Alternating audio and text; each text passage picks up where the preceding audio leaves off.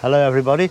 Well, it's time to sort out the large polytunnel. I've got plants in it growing. There's a few more that needs planting, but mostly it needs a general good tidy up and some pruning, tying in, and just really getting ready for the growing season that we're already in, really. Because as I've been messing around with this job and that job, things just get dumped in this tunnel like it's a shed, and I do treat it that way.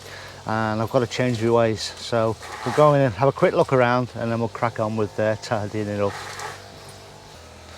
So, warts and all tour. You can see this corner. This is the area that's treated like a shed, just rubbish and stuff just dumped everywhere.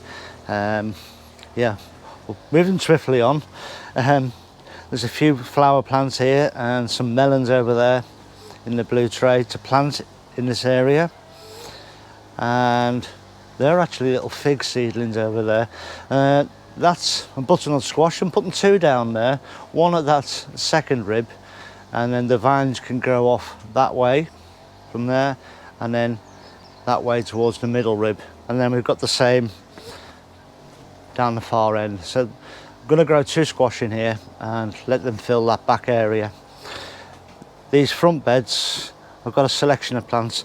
These are actually canna lilies in here. These are going home with me today. I've got 6 peppers to grow, plant in there, and then a few more peppers, and a couple of spare tomato plants, and then some more peppers, and finally over there there's a chili pepper that's going in that area.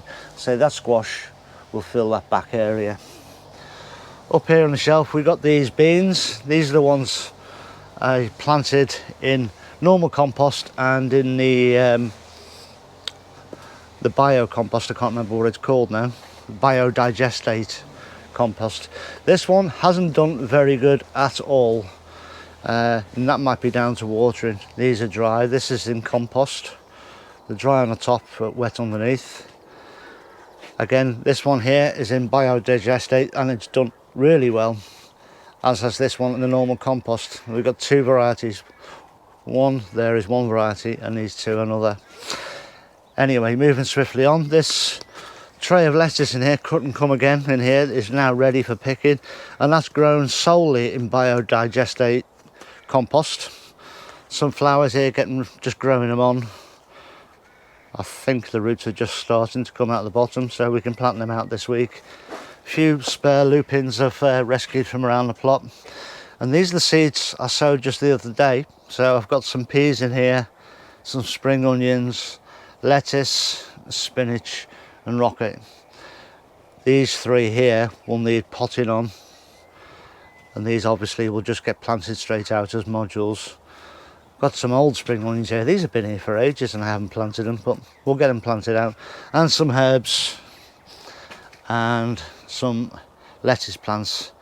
All these are coming out of here today. I'm going to go in the little tunnel because this hanging shelf is going as well. I want as much of the stuff out of here as possible to just leave me with a growing tunnel. In this little tray down here we've got some celeriac, also going to be planted in the next few days, and a few spare butternut squashes. So that will leave this area clear, and there's a few extra sunflowers here to be planted out somewhere.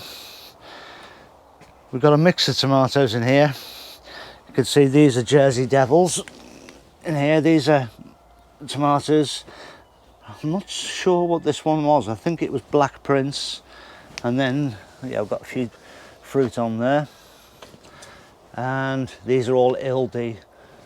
Tremendous plants, the Ildi. And we've got fruits just coming on that truss there now, so that's good. These were all tied. No, these need tying in, so we'll get on with that today as well.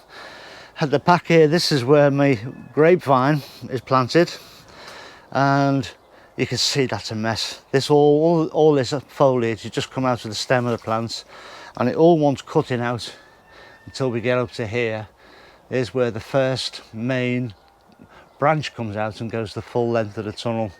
And if I just pan out a little bit, you can see it's absolutely wicked with fruit. Too much, in fact. I'm going to have to prune some of these bunches out. But the first job is to clean up all of this foliage, get it all pruned out, and then I can tidy this back area, because this eventually will be a bench, but it just wants to tidy up for now, and then I can work my way around the rest of the tunnel. These are my crimson crush plants. There's fruit on here, as you can see, quite a few fruit on there. These were all tied in yesterday, and I've got crimson crush side shoots down here at the base, hopefully growing on. There's a tank over there, and I'm hoping to incorporate that into that bench area over there at the back to help with watering and feeding next year. So that's kind of where we're up to in here. I just need to tidy up, and I'm going to start at that back area and work my way through this tunnel until it's tidy. As you can see with the grape here, there's lots of foliage that needs cutting back, and then the grapes need thinning. Okay, so I've had a brief tidy up, and you can now see the vine clearer. Cut back all the rubbish that was over here in the centre. Cut all that back, it's all gone on the compost heap, and all the trailing shoots, they're all done. Tidied up this back area as well, that was a mess. So now I can walk up and down here, and what's important with that is that I can get to these tomatoes behind, take the side shoots out, pick the fruit, tie them in, that sort of thing. This bed needs tying in. These need there's a couple of side shoots to remove there. I mean, immediately I can see this one here, which comes all the way up here. That's a side shoot, needs to come off. So this bed needs doing. This bed was done yesterday, but a whole lot tidier. The big hanging shelf has gone from here, so we can see these plants clearer, and just remains to get these plants in the ground now, and then that'll be it for today. So we'll crack on with that now. So I'm just going to do the one plant on camera and explain to you what I'm doing as I'm going along. Now you can see as I'm digging this soil hasn't really seen any water for a couple of months now. I mean, from the bottom of this hole, it's very slightly moist.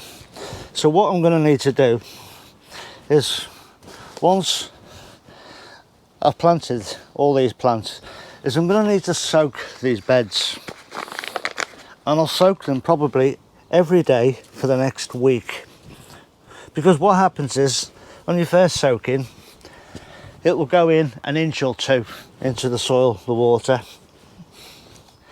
and you can see there from where I've just planted it that the roots are now sort of 6 or 8 inches down in the ground, and I want the water 6 or 8 inches down. So I'll soak it again tomorrow, and the day after, and the day after, and gradually it will seep on the whole bed, the whole what's the word I'm looking for, the whole bulk of the soil will get wet. Then I can start to ease off and go back to normal watering, because the bed will be soaked through. And I know that sort of it takes a good week watering to get it all the way down there and get it soaked through. And what that does is it encourages the roots of the plants to go outwards and down, as opposed to coming up. If I just soaked it today and then watered in 2 days and then sort of 2 or 3 times a week, the roots of the plants will come out of the plant and start to come up.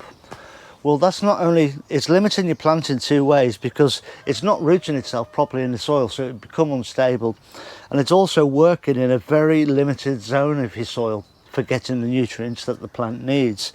If, however, the soil is moist all the way down, it doesn't need to come up searching for it. It just goes outwards and downwards and all the way through the soil. Much better for the plant, it anchors it better, and it finds more nutrients for that plant to grow. So simply because this hasn't seen any moisture, it needs a proper good soak. So for the next week, every day, I'll come in with the hose pipe and I'll wet this. Then after that, I'll go back to using the water, but with the feed in daily, but just at the plant itself. There we go.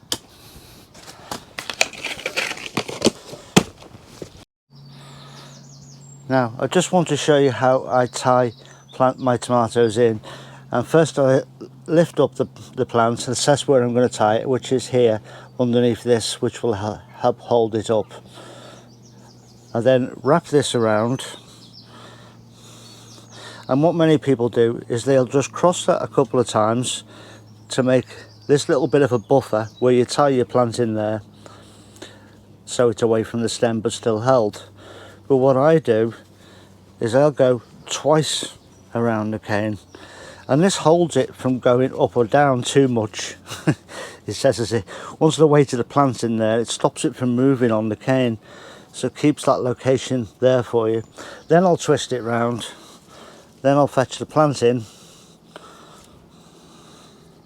and then just tie a loose loop